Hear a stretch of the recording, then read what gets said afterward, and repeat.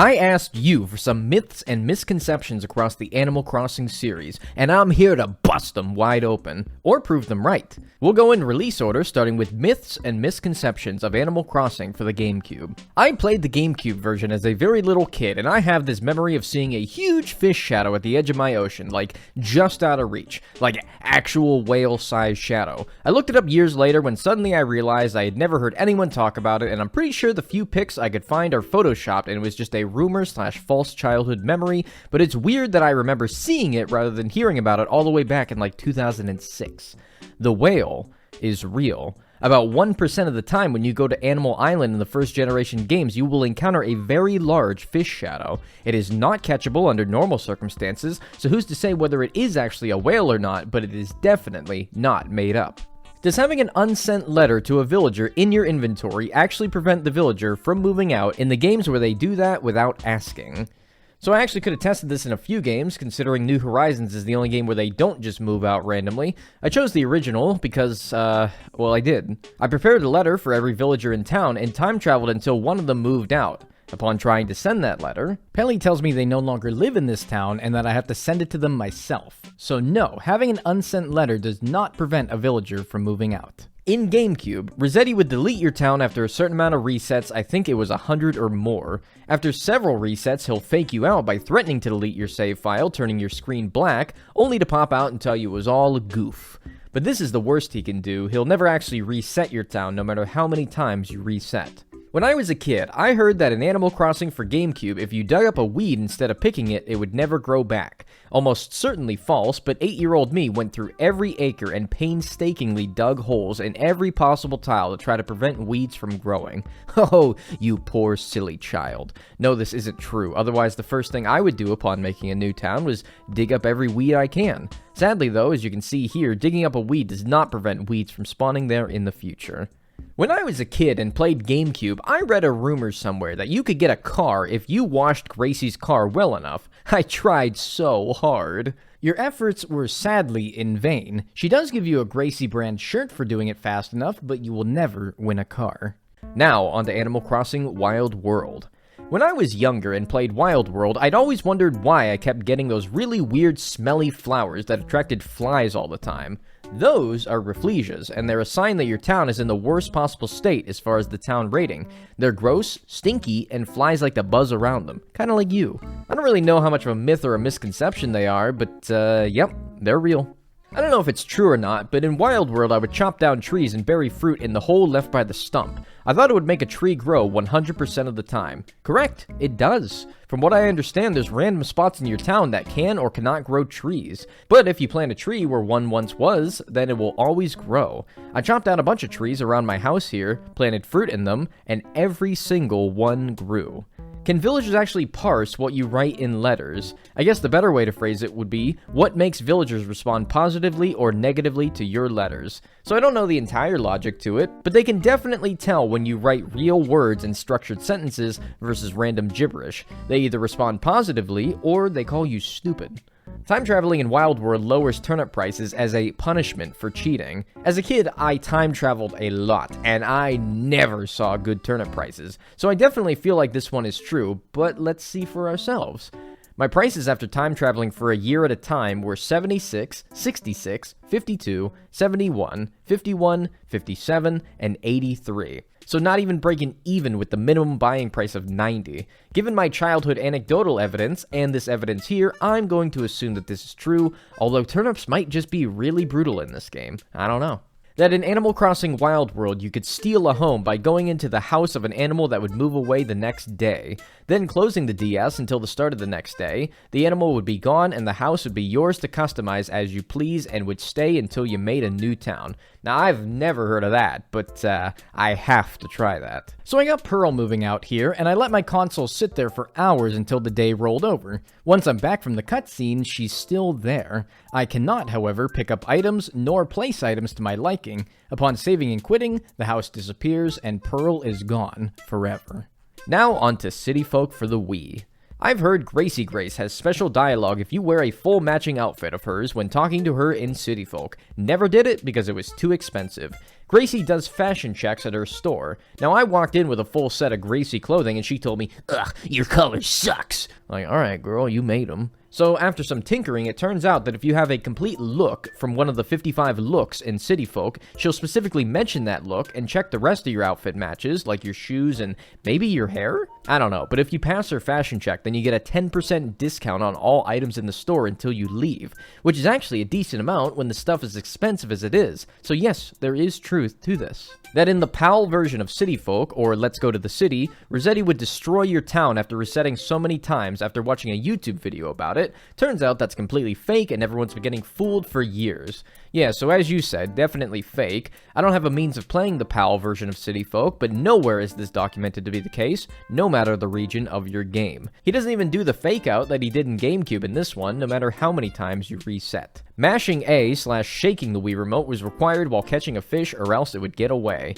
This is one that I hear often, not just in City Folk, but in all Animal Crossing games. Some people are under the misconception that you might need to rapidly press A, or in the case of City Folk, shake the Wii Remote quickly. Not true. Stop doing it. You're gonna hurt yourself.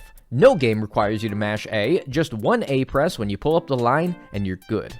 That in City Folk, you had to do something specific to open up the area to meet Rossetti in the city, or that Phineas would appear on completely clear days, as in 24 hours of no clouds.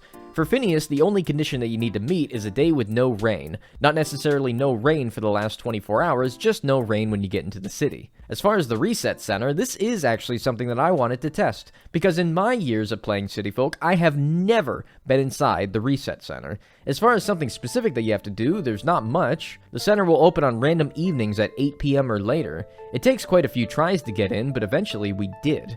On your first arrival, Rossetti will give you the silver shovel, and subsequent visits will yield dialogue from Rossetti and his brother Don.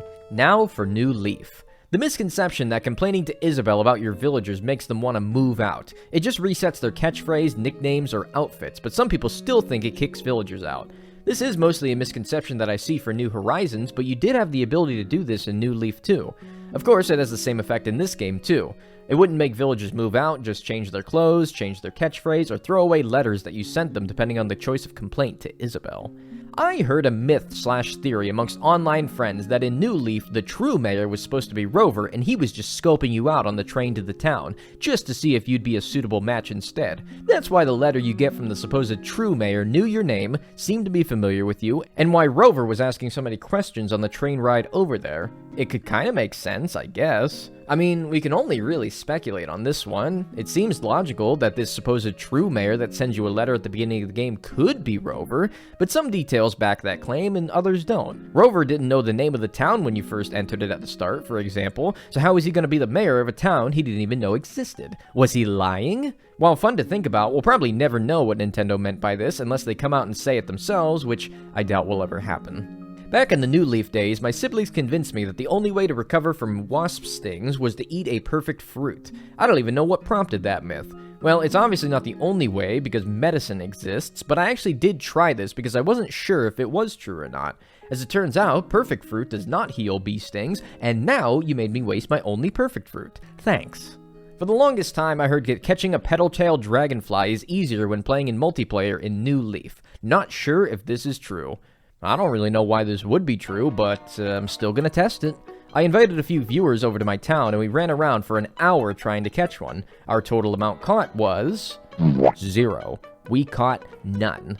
I'm gonna guess this isn't true because of that, and because of the fact that nowhere online says that it's true either. I heard that you can get perfect fruit by burying fertilizer next to a native fruit tree in ACNL. No idea if it's true. I'm not sure if you meant next to a new fruit tree that you just planted or an existing one, so I did both.